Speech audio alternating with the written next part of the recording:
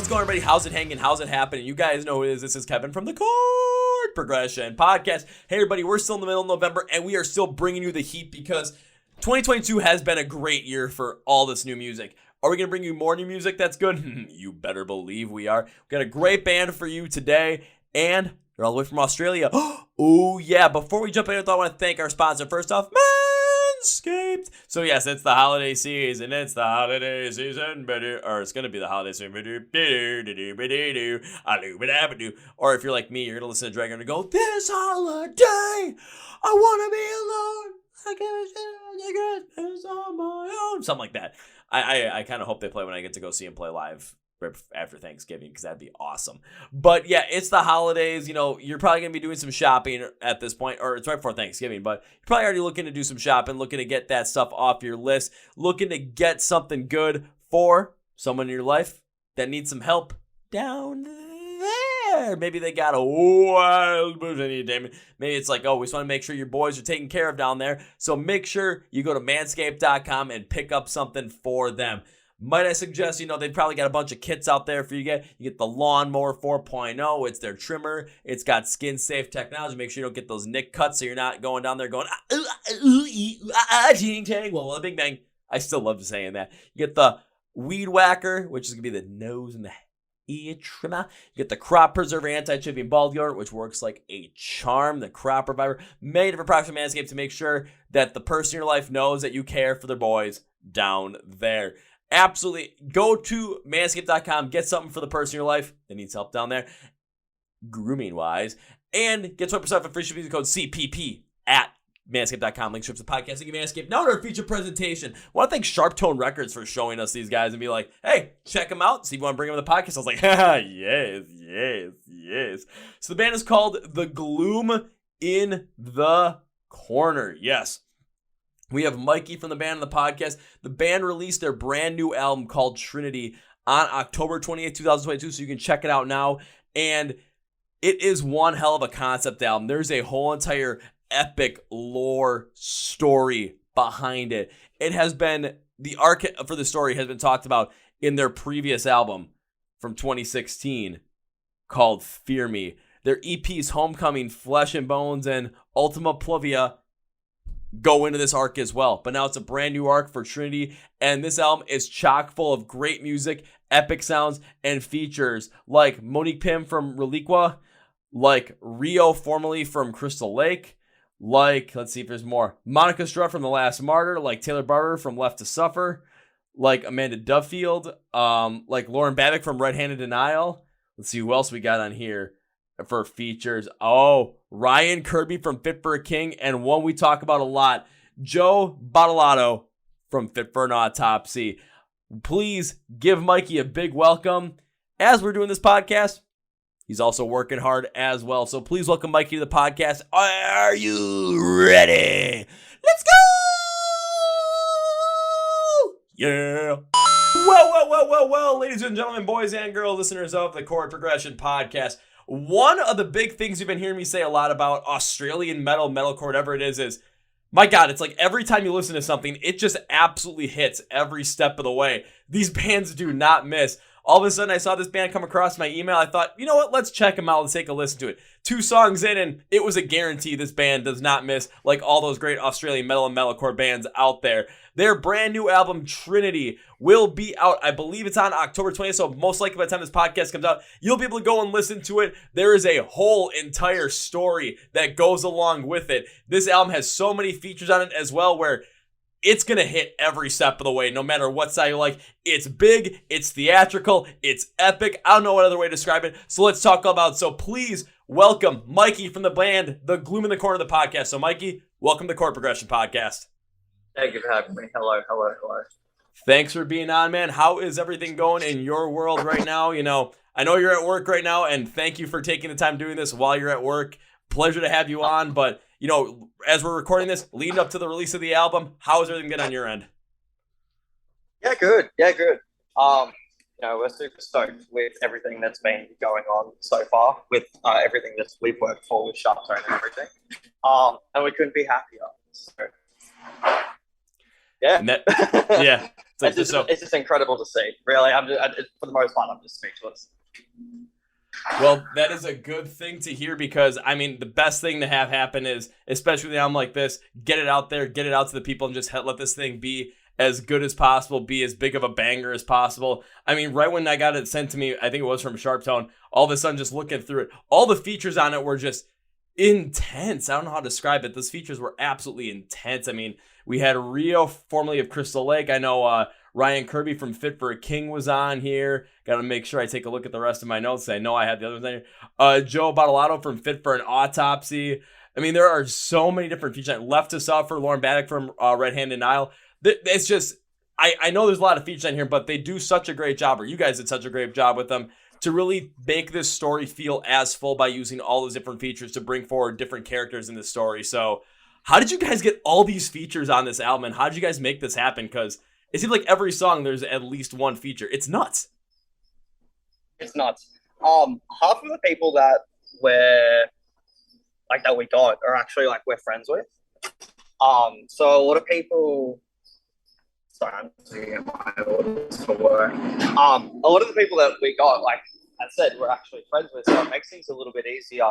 But a lot of those bigger names, we have to give credit where credit is due.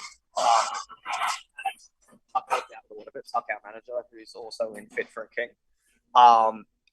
But yeah, he helps with a lot of that side of things and helps kind of piece everyone together. At the end of the day. But, regardless, it was incredible working with them. They absolutely killed all the spots and everything. We couldn't be more happy with everything that we got back. I mean, you would have to be happy with everything you got back. It's listening to this album, listening how everything got put together with these features. They add so much of this different style to it. I got to go. Ryo, formerly of Crystal Lake, just the intense style that he's able to go with just brings forward such as more intense, raw, just energetic emotion all the way through. Then you get Joe from Fit for an Autopsy, just that lower, more deathcore kind of style, especially at the end when you're kind of showing who the narrator is, the whole entire story. Yep. Just absolutely annihilated. Or having some of the female features on there as well. And I want to call out what you had in Red Clouds with Crystal, Joanna, Elijah Witt, and Rachel Jefferson. Just the amount of different features on that song is to bring forward all those different characters and bring forward such a perspective from your three main characters in the story through that one song specifically. I mean, it's really hard to make a song with three featured other vocalists come out as well as it did. But man, you guys absolutely hit on that one with Red Clouds. Thank you. We Red Clouds is one of the toughest ones. I think was probably one of the final ones finished besides Hail to the King. Just from a musical standpoint and from a guest vocalist standpoint, I really wanted to make sure that we nailed the tonality and everything that was needed for the story. Also, it just gave me an excuse to get Wit on a song and bully him for it. He's one of the people that we're friends with, so it's a lot of fun. But no, Red Clouds was definitely a tough one, but I think it paid off at the end. Oh, it absolutely did pay off in the end. I mean, when I was going through this album, you have 13 songs in there. I was taking a look at the songs they have little stars next to in terms of these are the songs that were the ones that stood out to me, and Red Clouds was one of those that definitely got that little star next to it. So if this was one of the hardest ones to put together, I mean, hard work pays off in this instance. It hits with such a different sort of tonality with the little bit of this longer intro going into a little bit more of this building up epic intro to all of a sudden, boom, now it's full force, a couple minutes in, and then you're just really feeling it the rest of the way through on a 5-minute track, and just the story behind it just really takes into it. That is one thing I do want to jump into, because with this album, it seems like with your first album, with a couple of EPs you came out in between the first album and this album, you've been telling this gigantic long story throughout the whole entire thing. So I want to make sure everyone knows, what is the story that you are telling with this album and the story that you've been telling up to this point? I want to make sure everyone knows about it. So the previous arc story basically follows this secret organization that's not too dissimilar to the SCP Foundation. People who know what that is, it's pretty much an organization that polices and controls the supernatural community. And all of our previous arc focused on two operators who worked for that organization and the bad shenanigans that they got up to. This arc moving forward, because they died at the end of it, focuses on three other characters who died throughout that previous arc and their journey through hell to get back to the mortal realm. And that's pretty much where Red Clouds kicks in, is where like the mortal, like they come back to the mortal realm. Spoiler alert. But the catch-22 is that they don't know that the people that they love, who they're returning for, have actually died. So yeah, it's very much inspired by like the Divine Comedy or Dante's Inferno, and like a lot of those kinds of tales, I guess you could say, or redemption arcs, I guess you could say. But it's how everything just kind of goes wrong instead. That's my favorite thing about Gloom, is I like to take like those kinds of tropes that a lot of people will put into like superhero movies or like action movies, etc. It's like, oh, the good guys always win at the end kind of thing, where it's like with Gloom, it's always like the bad guys win, and there's no, it's a, I mean, going back to another catch-22, every character is a bad guy, but they never win, but they always never lose either. It's a lose-lose situation for everybody. Yeah, it's like in that situation, your main character, even though they're not your character in the best situation, you're not, good, they're evil. They're not, losing entirely to the point where they're not letting the other person win, but they're also not winning at the same time as well. So it's kind of, you're always stuck in this cycle of winning and losing to the point where you're always stuck in the exact same point. You're not moving forward, you're not moving backwards. You're like stuck in purgatory at that. Yeah. Say if that makes sense. Much. I'll say if that makes sense. But one thing I did like what you said about it was when you're talking about, superhero movies, action movies, any big Hollywood production, it always comes out with the hero winning. No matter what happens, you're always sitting in those movies. You're watching a superhero movie like you're watching Avengers Endgame. You knew that Thanos was not going to survive.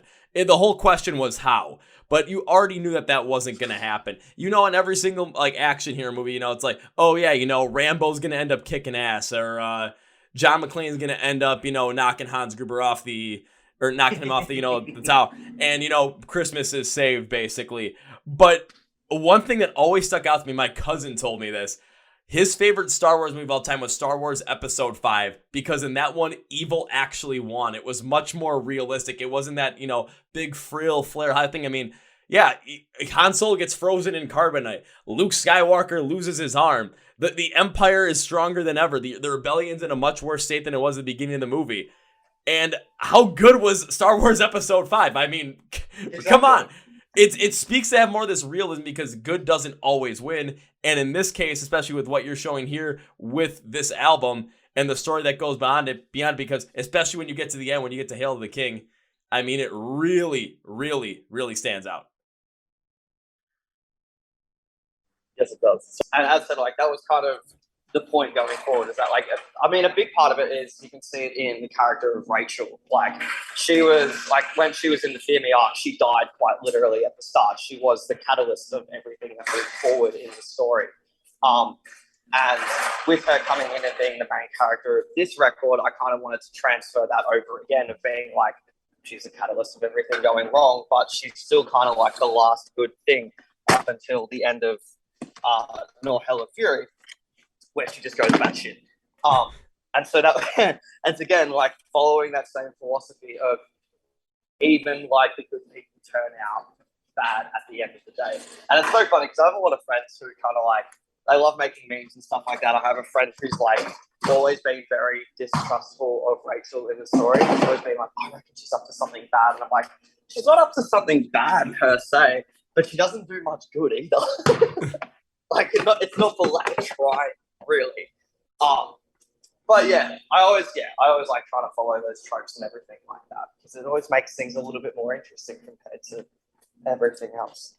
It does. It deviates from the norm, but it also speaks to more of a realistic standpoint as well. Using the character of Rachel, like going into Obliteration, Imminent, the second song on the record, because trying to go through the lyrics, especially on myself, trying to follow along with the story, it feels like with the character of Rachel, it seems like no matter what she does, it's if she's trying to make something happen for the positive, there's always something negative that's going to be brought out there. Whether she's trying to save someone that she loves, but there's also going to be this innate fear that holds her back of, am I good enough to actually do this? So as there's things that's pushing her forward to try and get her to, be successful in her endeavors and do good, there's always something else that's pulling her back, so that it's like a evil or a badness that's pulling her back to the point where she's always stuck in the exact same point, and anything that goes good, it goes bad. So she's always going back to this equilibrium standpoint of honestly feeling like she's just in this purgatory state where nothing really ever happens, because there's always going to be this, whatever action is taken, there's always going to be an equal and opposite reaction to bring her back to that center point where nothing really goes right, but nothing goes wrong. It's just, you're in the middle. It's kind of like you're right with the equilibrium standpoint. But I almost feel like when I wrote it, it feels like that every time she takes one step forward, she takes 2 steps back. So it's almost like she gets worse and worse as the record goes along. Yeah, no matter what, things just keep getting worse, and then that's all of a sudden. Then you get to once you get to song number 11, because I know you mentioned earlier, or Nor Hella Fury, and then it's just she just goes batshit crazy, just completely goes off. And I mean, when it comes to a theme from that song, especially with Nor Hella Fury, it seemed like, that was the phrase, hell knows no fear like a woman's scorn. It was like, this was the perfect song to really encapsulate that, with her just going absolutely just mental, crazy, nuts, just all this. It's kind of all of a sudden like all that fear, anxiety, anything that was pulling her back is now being used as motivation just to push everything forward. And now whatever she's trying to do to go and be successful and accomplish her goal, now it's whatever's holding her back is now reversed and is more like that catalyst or that motivation to make that happen. Yeah, and I feel like I tried doing that as best as I could as well, like not just from a story or a character development standpoint, but from a lyric standpoint too as well. Obviously with the context of the song and everything and what the song is about. I feel like as well there's so many different shifts in the character that are so noticeable in the song too. Like you can tell that character's just broken at that point. And like a really good way I feel like of doing it was all of Rachel's lyrics and all the other songs like Pandora's Box and Obliteration, Imminent and Gravity, and Red Clouds. Like she never swears throughout the record. She's kind of like the last line of defense when it comes to being lawful good or like neutral good. And then when it gets to Nor Hella Fury, like she starts swearing and everything like that. It's like a nice change in like her tone, language, and everything like that. So I feel like I hope Nor Hella Fury delivers.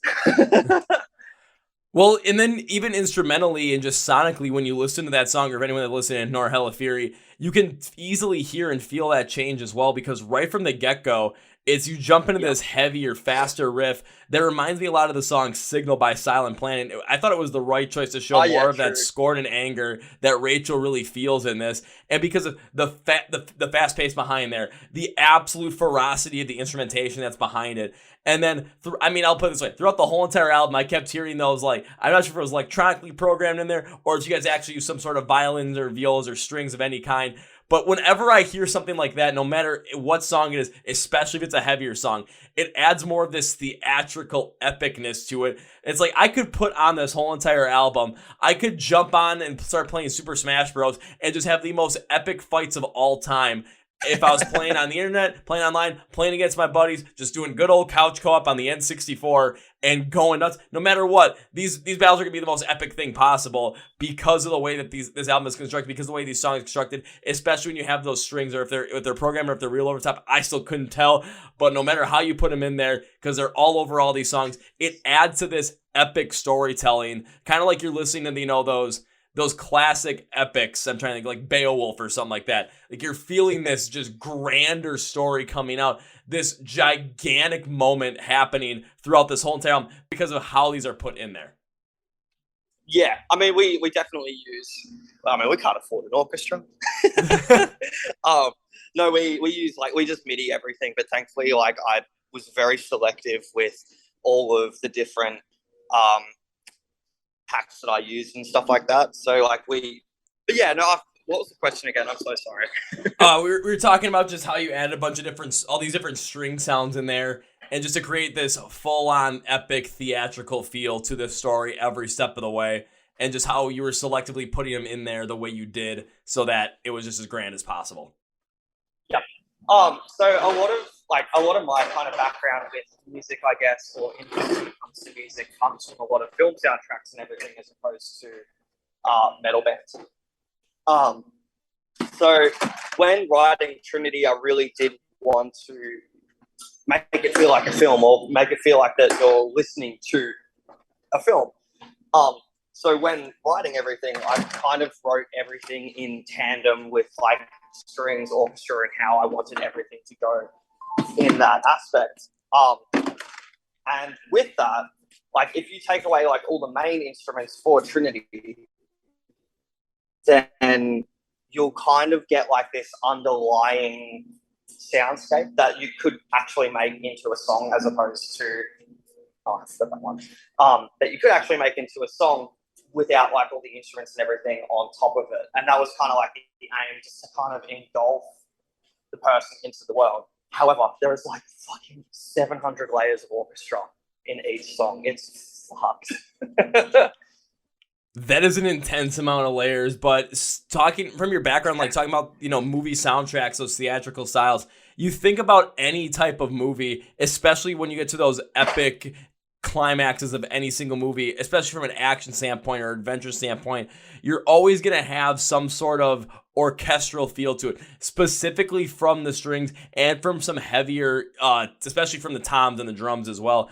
It builds up this feeling of emotion, this energy, the certain drive, if for whatever hero or villain is in there, it's for them to go and accomplish their mission. You take a look and you go in even video games as well, like Skyrim or the God of War series, and you go to like those final battles, the battles against any of those bosses, and you get to a point where you listen to those soundtracks, and they always add those theatrical components in there, so that moment feels as big as it should. It feels so much bigger in the grand scope of the game or the grand scope of the movie than any other part, and it wouldn't feel as big or wouldn't feel as grand if you didn't have those pieces in there. So for you to selectively put these in there in certain places in order to really create this story and really create those actionable moments or those climax moments of the story where they're fighting, they're trying to get those three pieces, they're trying to get back to the mortal world, and then at the end they're trying to eradicate what had brought them there in the first place, and everything else in between there. It's just, you're building up so many of these major moments here, and if you didn't have those theatrical moments in there, and you didn't have those theatrical pieces in there, it wouldn't hit as hard as it would, it wouldn't be as grand as it would, and it could potentially fall flat, but you guys don't have that happening in this instance at all. Yeah, and I think like it's not just the orchestra as well that plays into it as well. Like a lot of it's like soundscapey stuff and the use of sampling and stuff like that. I was lucky with the orchestra pack one of the orchestra packs that I got. Shoutout Albion 1 by Spitfire. One of the orchestra packs that I got came with like all these it was labeled as effects, and I'm like, the fuck is this? And if you go through it, it's all very similar to stuff that you would hear in like Insidious or like a lot of like horror films and etc. And so that's what a lot of Hell of Fury is based around. It's based, I kind of like if I put orchestra into this song, it's going to be a little bit too much and it's going to be a little bit over the top with the exception of a few sections here and there. What can I do instead to kind of build out that soundscape? And so I pretty much went through like all of the different sounds and everything in that pack. To try and like fill out the soundscape, and I did, and there's some fucking stuff in there too. But it's also like not just samples like that, but it's also like actual samples too. Behemoth is the one that's quite heavy for it, and it's same thing with Ronin. Like they're very like there's very much a few things in there which are homages to pop culture. Like in Ronin, like the first riff, the riff before that first verse where it's like, let me show you how God abandoned me. Underneath that is the E1M1 riff from Doom, as like my little nod to the Doom Slayer being like a huge inspiration behind Ronin as a character.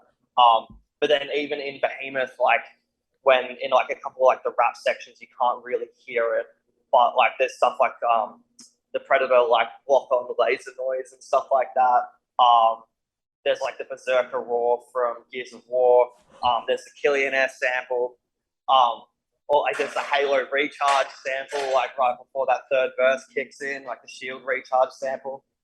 There's a whole heap of different stuff in there, just like as little nods, I guess you could say, to different pieces of pop culture. But it's kind of like specifically used the recharge sample for that verse because it's kind of like like he's been wounded at this point, but like a shield recharges over time. So we're gonna, put that in as like a little nod to Halo and everything like that too. So yeah, there's a whole heap of different stuff that like makes up the soundscape that's not just side things.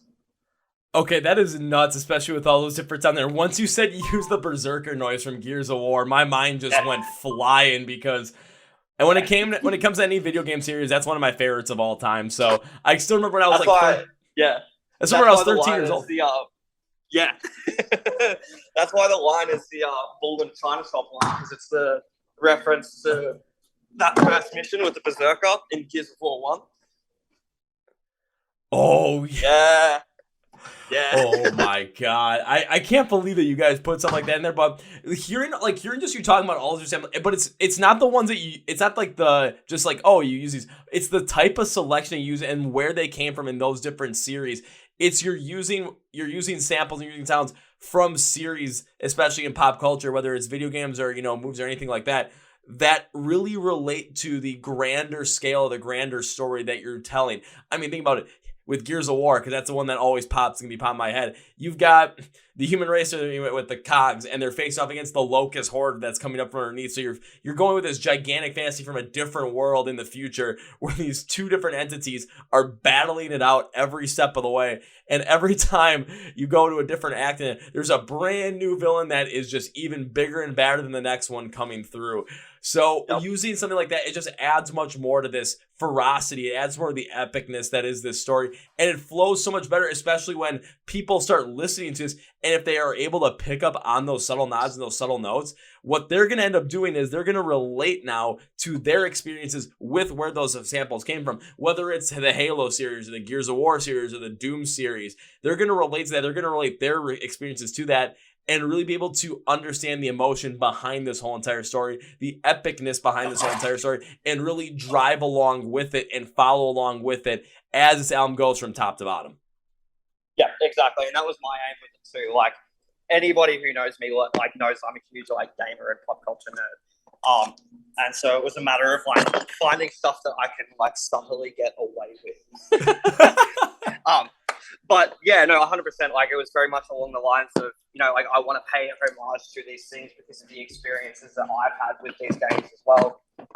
And sometimes it's games, that people haven't necessarily played. I know Gears is a huge series, but I know so many of my mates who haven't played it. And just they don't know the dreaded fear of the Berserker Roar. So, yeah. Yeah, no, it's very much like what you said. It's about engulfing those people into that experience and showing them some of what I felt when going through it myself.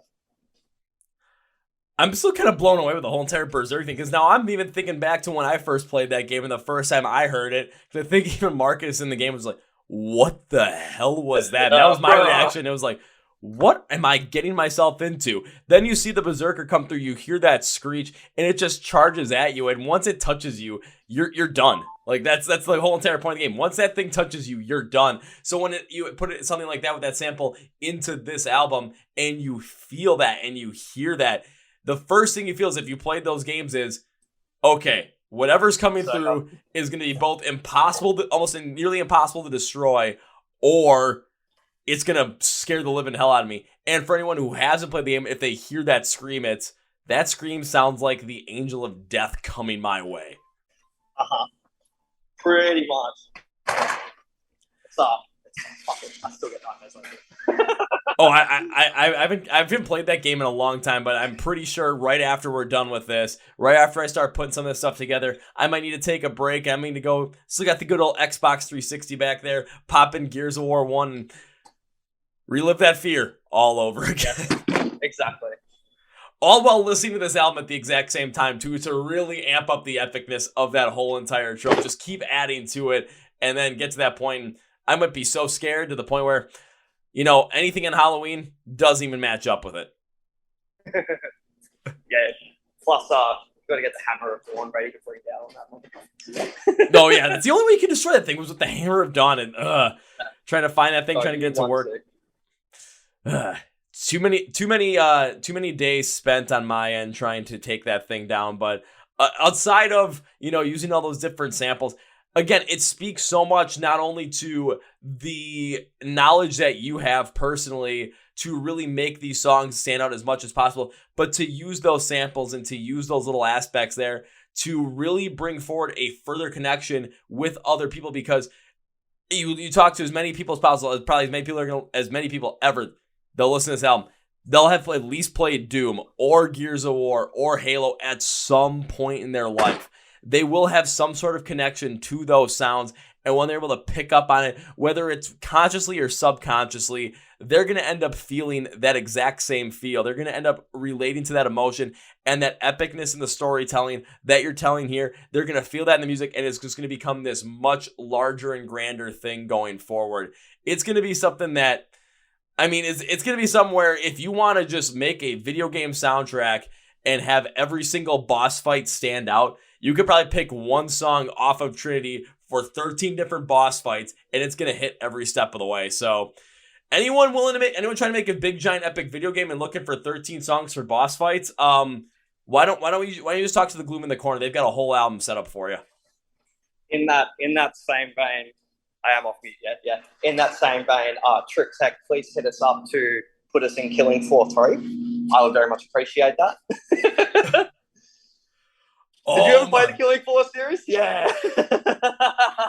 Oh, that would be absolutely epic. So is that a for sure thing, or is that just a wish list thing? I couldn't hear it for the first part. Oh no, that's a wish list thing. That's definitely a wish list thing. Well, now we got to make sure it happens, because you listen to this album and it's going to make sense to put something like that on there. It's just that big of a story. It's that big of a sound where you're not going to want to miss out on it. We can also put all characters on it too.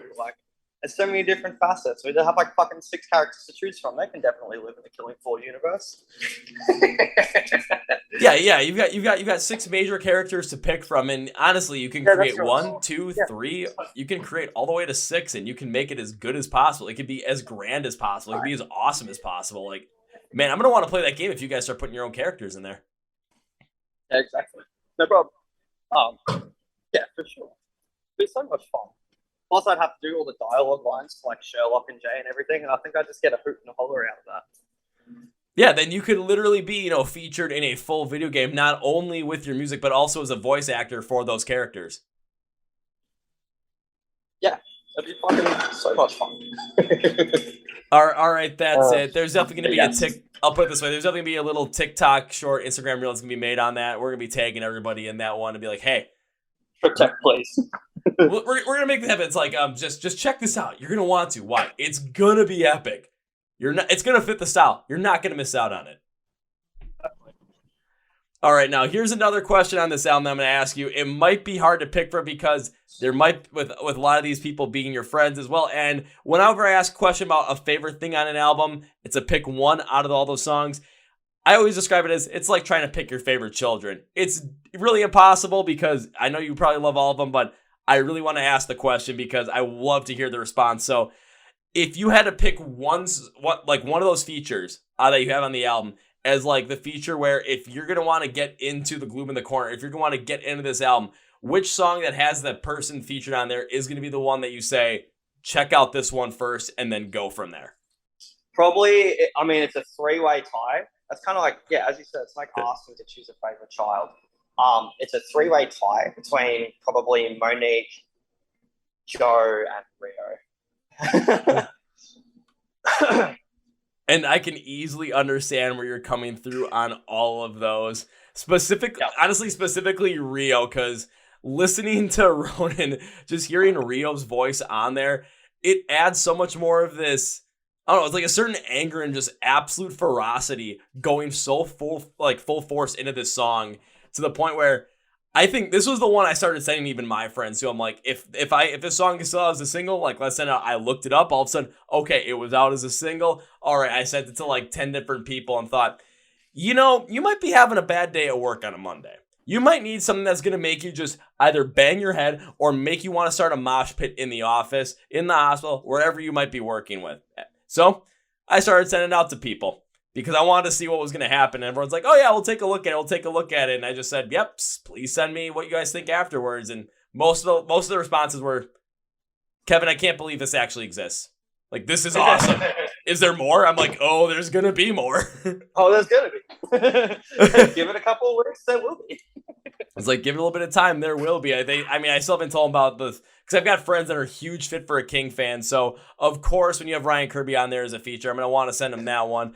The one with Joe from Fit for an Autopsy with Hail the King, my God, that one just goes so full force into everything. His voice sits so perfectly in there to really encapsulate the narrator in the story, especially towards the end of the story. Whoo! Man, you guys still picked a great one on that one. And even Monique from the second song with Obliteration Imminent. I mean, just hearing that female voice in there to really add to Rachel's character just really adds so much more power. And even in like the slower bit of that breakdown, when you're mixing the cleaner vocals from her with more unclean vocals from yourself, it just really brings forward more of this, like, with the breakdown that you guys have on there. I mean, it has that like slower, more feel to it, but you have this gigantic epicness between Monique's clean vocals and your unclean vocals at the same time as well. It adds so much more power to that one step forward, two steps back that Rachel really goes through in this whole entire song album. Yeah.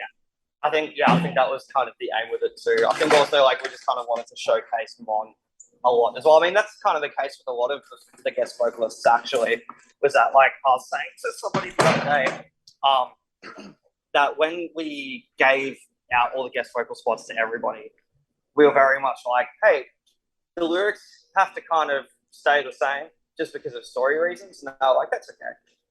But as far as, like, phrasing or melody or an inflection and everything like that, you guys can go nuts with it. Like, it's entirely up to you guys. And I think that's kind of what makes the guest vocal spots on this record super special as well. I feel like that, like, a lot of the time now, whenever bands get guest vocal spots, not all of them, but a lot of the times when bands get, like, guest vocal spots, you can tell that, like, it's like, oh yeah, do you just want to jump on this song? Like, do it like this, please. And then there's not really much of a guest vocal spot to me. Like, there's been very few guest vocal spots in the last few years that I could pick out of a lineup and be like, oh, I really enjoyed that guest vocal spot. And as somebody who grew up, like, with those guest vocal spots, which were, like, notable guest vocal spots, I really wanted to make sure that I captured that in this record to make, like, not just, like, the spot special, but make the character their own too.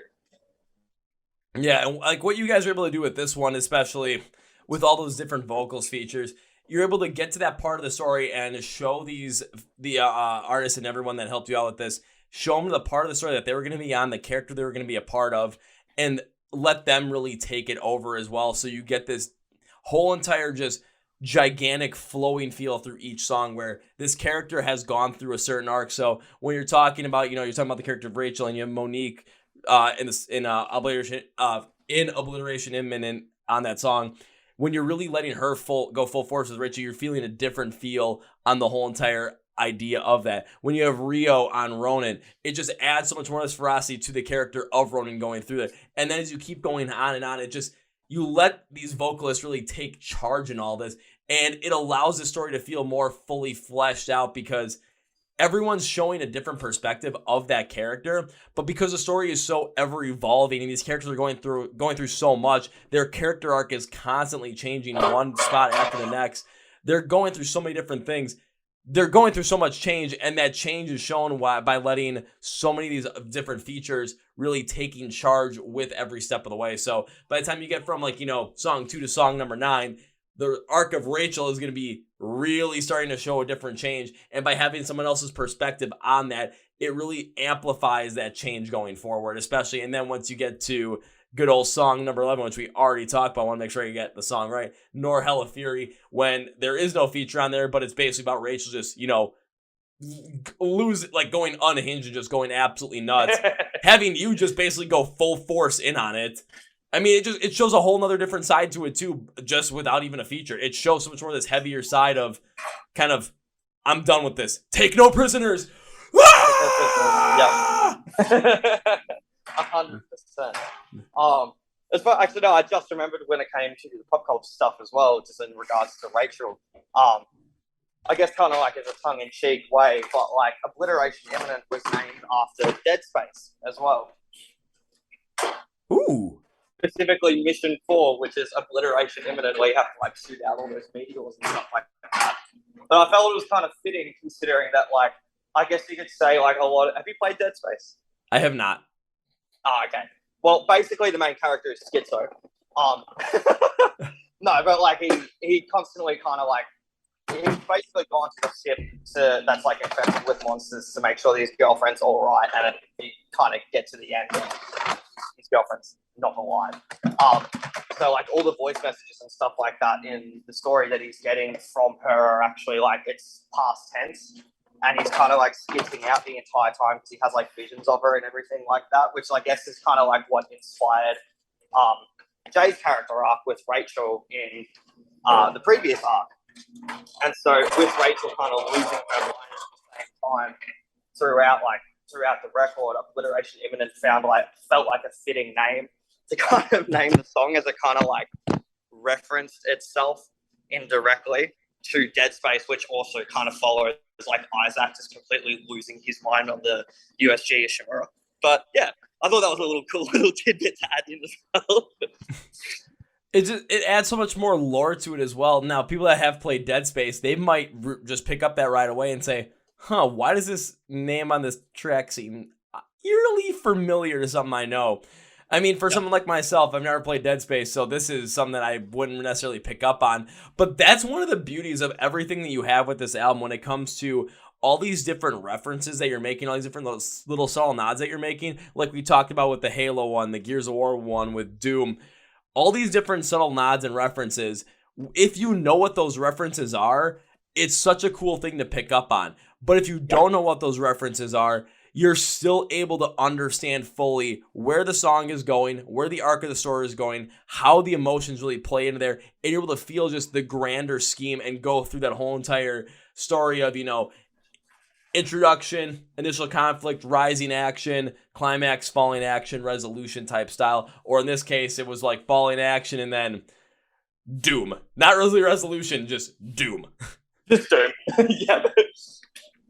But like following, icon of sin moment. Yeah.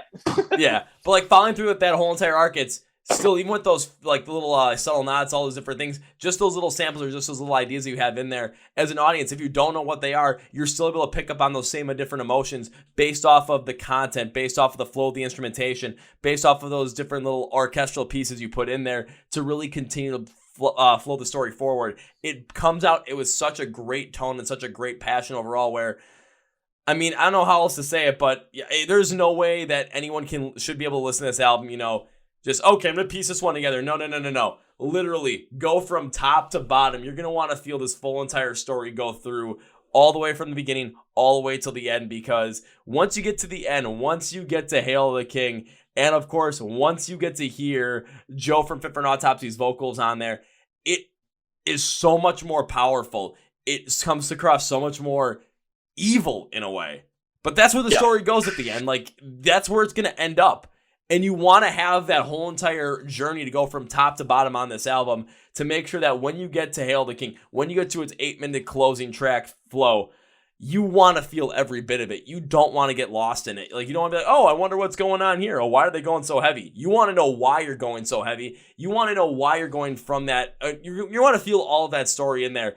It's like if I would say listening to Welcome to the Black Parade by My Chemical Romance. You don't want to just start right at that final chorus and then go from there. It's like, yeah, it still sounds cool and epic, but you want that whole entire lead in there so that when you get to that final chorus, that's when the goosebumps start popping up on your skin. You start feeling those chills going down your spine. You're thinking, whoa.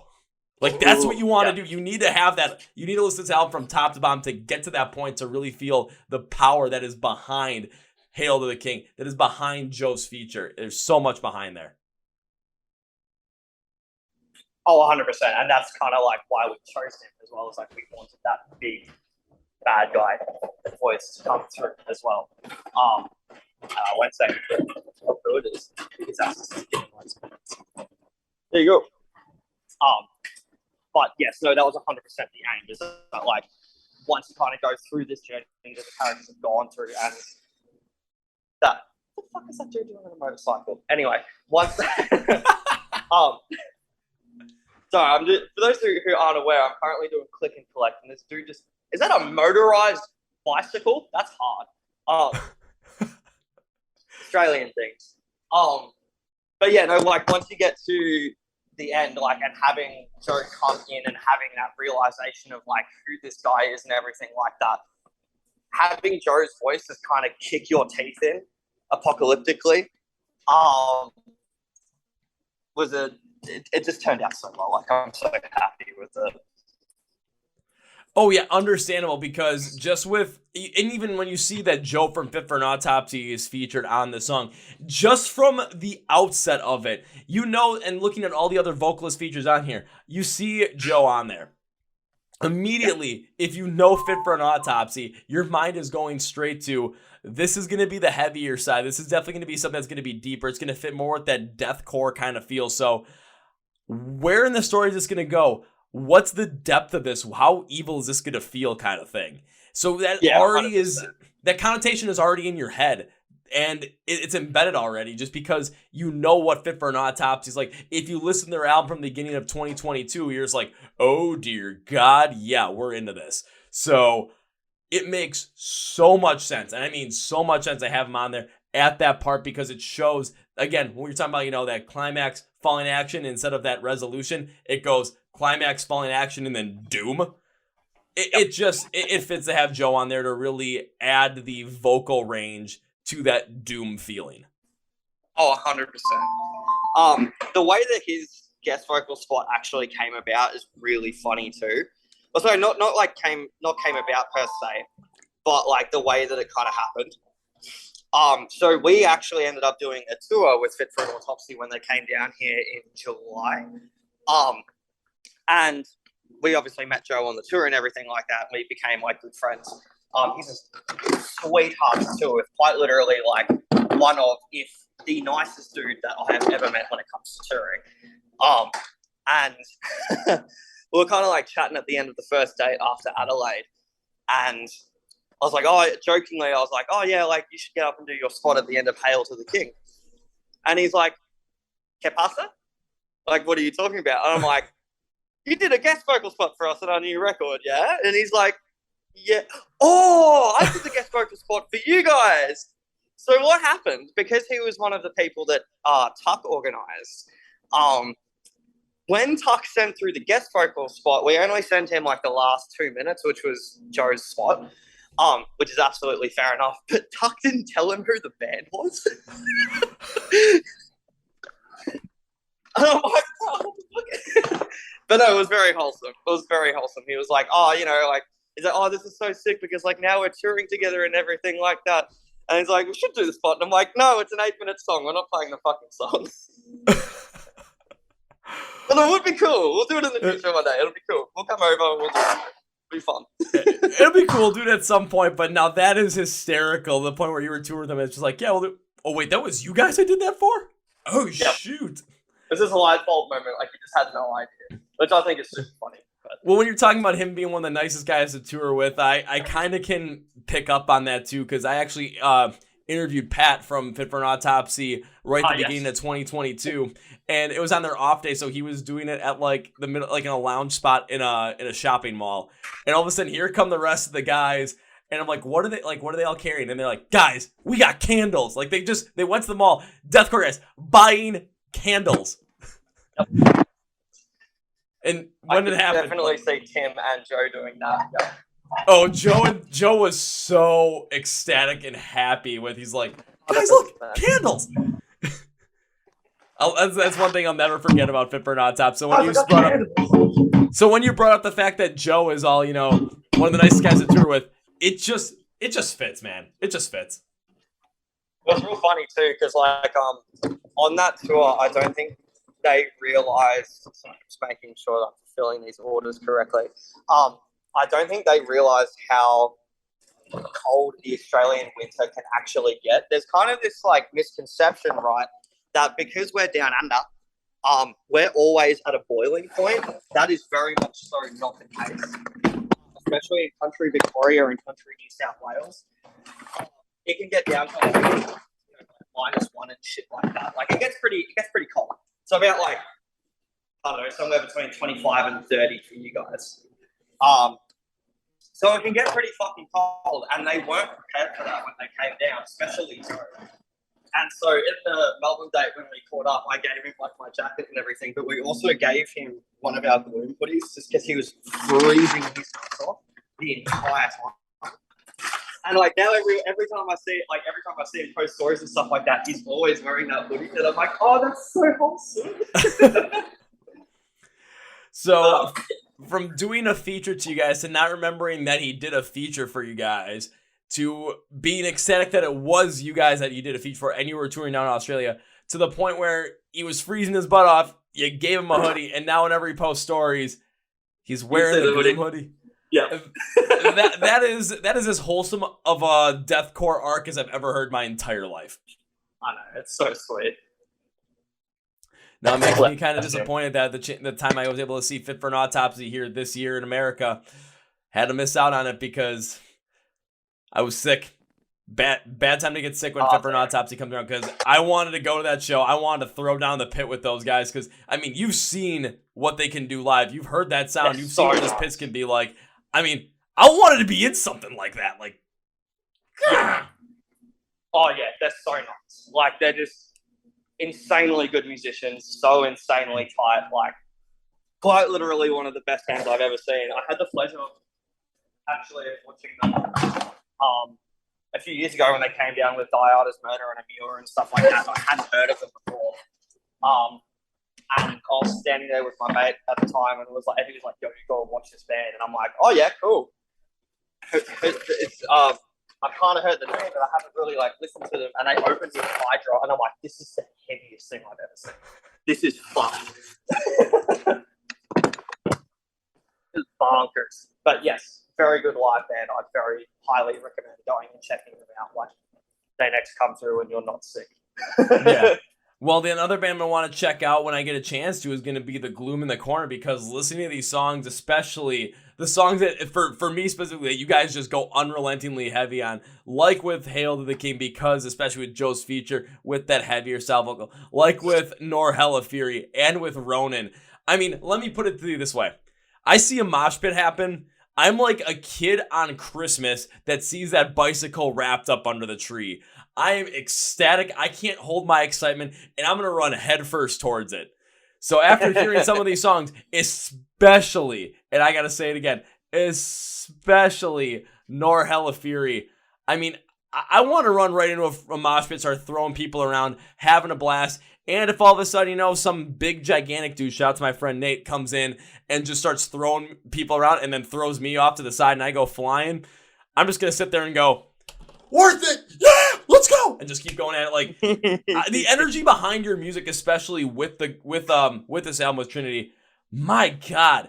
I just want to I want to see you guys play live. I want to feel this in a live setting. I want to get that crowd going, and I want to have everyone glorifyingly smash into each other with that epic feel of the story that you're telling, with this arc of, you know, attempted redemption to the point where you get to that, you know, rise in action, climax, fun action, and Hail the King, doom. And everything's fucked. And then your set, I'll say, and then your set ends, and we're all sitting down, you know, after your set ends, kind of potentially broken. I might have a couple of broken fingers at that point, just like, yeah, this is how this is supposed to end, I guess. And we still got another band to go on after this. All right, someone reset these fingers for me. We got to go again. I'll personally walk out into the crowd and reset your fingers for you if that happens. Please do, because the last time I broke my fingers at a show, the band did not come out and personally reset them, so that would definitely be a first for me. I mean, like, I'm not a medical expert, but I can definitely give it a red hot try. I'm not a mental expert myself, and I think I did it pretty good, even though my one knuckle is a little bit bigger than my other one. You can tell definitely where it broke, but you know what? It's a story to tell. It's a remembrance thing, and it's one of my favorite shows from last year too that I did that too. So if that was happening to you, I mean, my God, I'd remember that. And okay, now I got a mosh with broken fingers in my hand. How am I going to do this? Okay, I'm gonna start throwing people around with one arm and just having this hand kept right here, because if I get hit there, well, at least it's not bending. What was the show that you went to that you broke your fingers up? Day to Remember.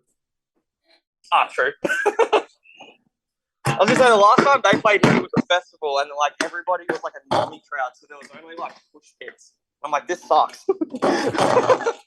They didn't play Mr. Highway's Thinking About the End. I'm like, bro, come on. Like, you haven't been down here in like fucking 7 years. Nobody wants to hear the new songs. No, but like, no, I was just like, oh, you know, man, like, come on, like, you haven't been down here in like 7 or 8 years. Like, I've at least played like a couple of songs off Homecoming, which like people know. And they played I Made a Wax Larry, which made me happy. But I think everybody was waiting for Mr. Highway's Thinking About the End, and then they just didn't play it. And we're like, okay. You're sitting there, it's like, come on, you guys haven't been down here in 7, 8 years. The one thing we want to do, especially after all that time, is we wanted to disrespect our surroundings. Oh no, this was just before the pandemic. Oh. So, yeah, this was just before it happened. So we kind of got sent off with the Day to Remember and the Marshmallow collab. No, it was a Good Things Festival. So we had Parkway Drive headliner, and it was fucked. Yeah.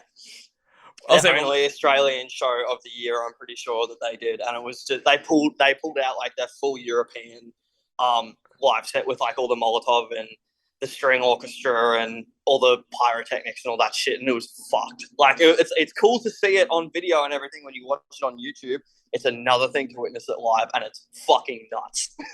Well, hopefully in the future we can get you guys, opening up for Parkway Drive. So instead of just witnessing that one time, you get to see that every single night, and you get to warm up the crowd for that every single night. And all of a sudden, you're going to see some crazy guys in the pit just going nuts during your set, trying to get that energy going so that when Parkway Drive goes on, that whole entire place is a pit, and it's like, okay, there's like a bunch of guys going nuts. Who's in there? Wait, why do I recognize one of those guys? And then there's going to be me going, hey, Mikey, how's it going? Hello. But do you need your fingers reset? Yes. Hold on. Also, do you need your fingers reset, Kevin? I'm good. How many have you broken? Stage dives to Parkway Drive, gets set on fire.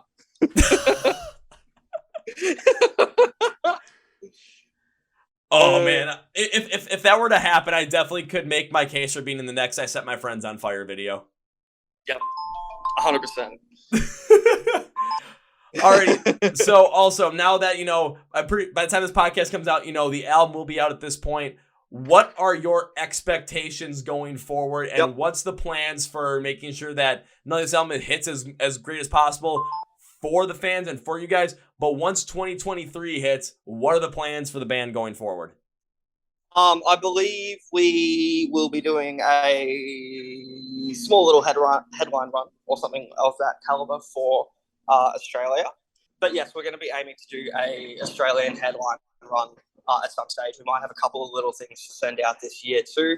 So what we have planned for next year, I'm not sure how much I'm actually allowed to say, but we do have a couple of things to send us out for the year for 2022, and then I think we're looking at maybe doing a headline run, pardon me, at the start of next year, maybe.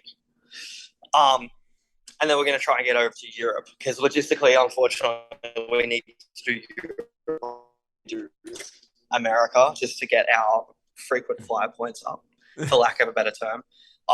Because Americans, like the US Embassy looks at visas and go like, oh, do you guys have enough points behind you to be a touring band? When we're like, yes. And they'll be like, no. And I'll be like, yes. And I'll be like, no. And I'm like, fuck.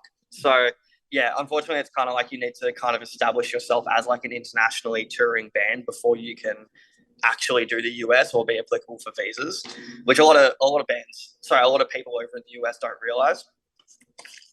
And that's why it takes a lot of bands, especially from Australia, so long to actually get over to the US because we need to do Europe like a number of times first. It's wild.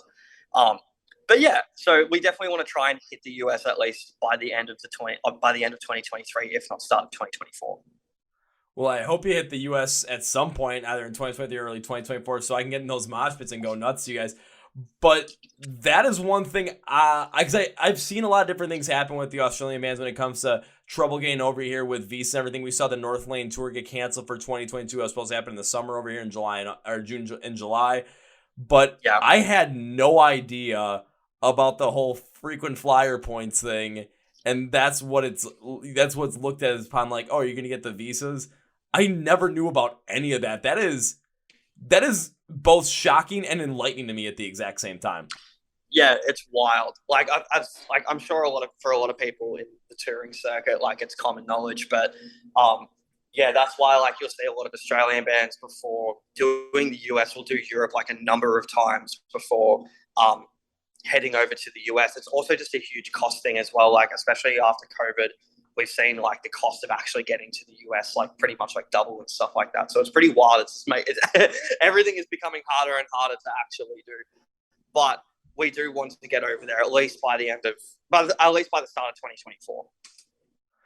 And from my perspective, I mean, this is all fascinating to me. At the same point in time, it makes so much more sense, and it just adds more context to why bands from Australia are having trouble getting over to the US as well, because there are so many bands from Australia that I want to see over in the US, and I want to see them like crazy. I mean, even this year already, I've seen Polaris once, I've seen Alpha Wolf twice, I've seen Invent Animate once, and it's like I want to see so many more of these Australian metal and metalcore bands because you guys just hit and you don't miss. That's such a big key. But the thing is I want to see them all, and there comes a time where it just takes some time, but now I know kind of more of the reason why behind it. And it just speaks more to the point where, and this is for everyone out there in the US that is listening, when it comes to an Australian metal, any Australian band that you want to go see, if you have a chance to go see them, make sure you go and see them for two reasons. One, because you never know when they're actually be coming back to the US another time. And secondly, if you want to make sure they come back to the US another time, make sure you go to those shows. Make sure you go and see them live. Make sure you support them. Make sure you go and buy a t-shirt. Make sure you go and buy a vinyl album. Make sure you go support them in some sort of way so that not only are they able to want to come back, but I mean, it just makes sense for them to come back because, come on, we gotta get back to the US. We gotta make this as economically viable as possible. We gotta support these bands. If we want to see them live, we gotta be the support behind them. Exactly. And that goes not just for us, but every other Australian band that comes over as well. Same thing with US bands coming here. It's only becoming like harder and harder for them to come over too. So it's unfortunately going both ways, apparently, from what I've heard. But yeah, 100%. If you want to see us come over and everything and show the support, oh yeah, I'll definitely see why she didn't want those mangoes. But yes. Yeah, going for it, because I think even right now as we're recording this, I've been kind of following along with Silent Planet, because I know while we're recording this, they're just starting things like a 2 or 3 week Australian and New Zealand run, which is fantastic. But I've just all the different logistics that they've had to go through to get there as well. I mean, it's just wild to me. But now it makes so much more sense, and it adds so much more to the fact that when bands are able to actually come over from a different country to see, whether it's from Europe to the US, US to Europe, Australia to Europe, Australia, US, Europe and Australia or Europe and the US to Australia, whatever it is, these bands aren't going to be able to make this stuff happen all the time. I mean, like you said, when A Day to Remember came over, there was their first time in 7 to 8 years. You're going to want to make sure you don't miss out on this stuff. You're going to want to make sure you see this stuff because you never know when you're going to get the chance again. And the best way, again, to make sure you potentially can get that chance again, go to the show, buy a t-shirt, buy the vinyl album, buy any other kind of merch. Just go and support them so that they're able to come back and not have to push it back so far down the line where you have to save for, a number of years in order just to make sure you have a chance to come back. I mean, think about it like buying a car. What's the best way to, what's the best way to buy a car? If you get that money coming in, flowing, whatever it is, and you want that band to come over, get the money flowing for them. You have the support, you're able to do it, and plus you get good music in it, some good merch out of it too. It's a win-win. It's a win-win. Everybody wins. You get good merch, we get money, we can tour. McDonald's for dinner. I mean, you're just gonna have to go find that sweatshirt that you guys gave Joe, and all of a sudden just show it's like, yeah, get the same sweatshirt as Joe from Fit for an Autopsy. You've seen it on his story. It supports us to come over to the US and play with Fit for an Autopsy. Huh? Imagine if we did. I think me and Joe would just drive each other nuts by the end of it, to be honest. I mean, I would love to see some of the crazy stuff you guys would pull off on stage. All of a sudden, Fit for an Autopsy doing something already. I'll see him. My voice is a little bit tired after this one song. Hey, Mikey, come out here and do this one for me. Yeah. I'm like, do you want me to fuck it up? Let's go. Yes, go on stage. Mikey, what's your prerogative? Every single lyric. Watch me. Yeah. Like, what's your prerogative in this song? I just don't want to mess this up, man. Just don't want to mess it up. Just don't want to mess it up. Yeah, but if you give all the energy, you go nuts on stage. You really put all your passion into it. Us in the crowd, we're gonna look at that and be like, "Yeah, I'm gonna push that guy now." Woo, woo. And we're just gonna have a blast with it. But with a brand new album coming out, and well, by the time this episode comes out, it will be out with potential big things happening in 2023 in terms of touring, potentially in Australia, potentially over in Europe, and potentially even over here in the US as well. Just best way to, make that happen is do what you can to support the Gloom in the Corner. Do what you can to make sure that their album, when it comes to Trinity, makes it as big as possible. Stream it, download it, buy it, whatever you can do. Go get some merch. Go do anything you can do to help out these guys because we want to make sure that they make it over to the United States, make it over to Europe, and have a successful tour at home in Australia if and when that happens. Indeed. And Mikey, as we bring this podcast to its conclusion, one thing I always like to do is give you a chance to say whatever you want to say, plug whatever you want to plug, promote whatever you want to promote at the end of the episode. So, my friend, the floor is yours. Just give me 1 sec. I'm just dropping an order. Okay.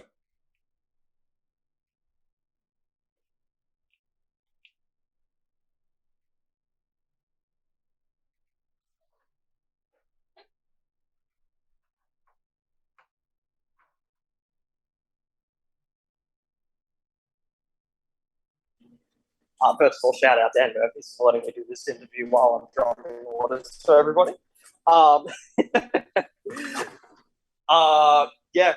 Trinity drops October 28th. Go pick up a pre-order. Go pick up the vinyl. Anybody who knows me or follows me on any of my socials know how much I don't like vinyl.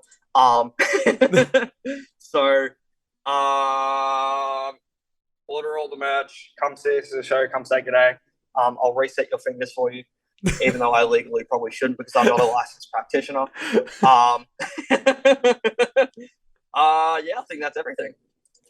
All right, now it's time for me to close this episode with 3 very specific things. So first, the Gloom in the Corner. Their album Trinity will be out on October 20th, so it'll be out by the time this podcast comes out. So best way to go and make sure that you're not only following along with the band, following along with Mikey, and to make sure that you know everything there is to know about the band when it comes to more new music, more music videos, when the tours are going to happen, where to get the merch. Here's what you're going to do. You're going to go to the description of this podcast. It's going to say, find the Gloom in the Corner online. There is going to be labels for all their social media accounts. There'll be labels for Mikey's as well. There's going to be labels to where you can stream them, where you can buy their merch, where you can go and support them in every step of the way so that you do not miss out on a chance to get in the know with this band. You do not miss out on your chance to listen to this absolute behemoth of an album that is called Trinity. And on top of that, so you can support the band when they play their live shows and whenever, honestly. I mean, that's what the merch is for. Go get yourself some merch. You can look as good as Joe from Fit for an Autopsy with a hoodie. Trust me, you can look just that good. So links to the podcast say find the Gloom in the Corner online. Links, labels, everything. I'm literally doing all the hard work for you guys. All you have to do is click that link and it'll take you right there and you just have to do the rest. So it's like lead a horse to water. All you got to do is drink it. Basically, the whole entire concept of that. Now it's time for number 2, Mikey. So whenever I've guests on the podcast, I enjoyed having on the podcast. I tend to make a certain promise. And I knew this was an absolute lock when you said, if I break my fingers during your show, you will come and reset them. So my promise to you is this, sir. I cannot start out this promise with an if. I will not do that. If implies that this might not happen. And I say, screw it. This is starting out by saying when, because we know it's going to happen, but date and time is yet to be determined. Because when I get to see you perform live for the first time, I don't care if it's in Europe, I don't care if it's in Australia, I don't care if it's over here in the United States, which is probably more likely, but I don't care where it is. When I get to see you perform live for the first time, Mikey, my promise to you is this, and that is, first round's on me. Well, I think there's going to be many rounds where Australians, so we drink like fuck. So, well, the city that I come from, I'll hold you to that. I'll put it this way: the city I come from, they nicknamed it the Brew City because of how much beer we brew here. So, I might be able to hold my own. Maybe we'll see. I'm not gonna try and overinflate that, but maybe we'll see. But Mikey, Maybe as we'll we bring see. this podcast to its full conclusion, I cannot say goodbye because this was fantastic. This album is awesome. I made a promise that first time with me when I get to see you perform live for the first time, and in the future, would I like to be back on the podcast? The answer to that is yes. So I can't end this by saying goodbye. That's way too final. So, Mikey, I'm in this podcast by saying this. I'll see you later. I'll see you later. Well, folks, that was my interview with Mikey from the band The Gloom in the Corner. Once again, their album Trinity is available now, so please go and listen to it. A lot of these songs are absolutely epic. I'll let you know right now. I mean, we talked about Ronin featuring Ryo, formerly of Crystal Lake. I was a big fan of that song.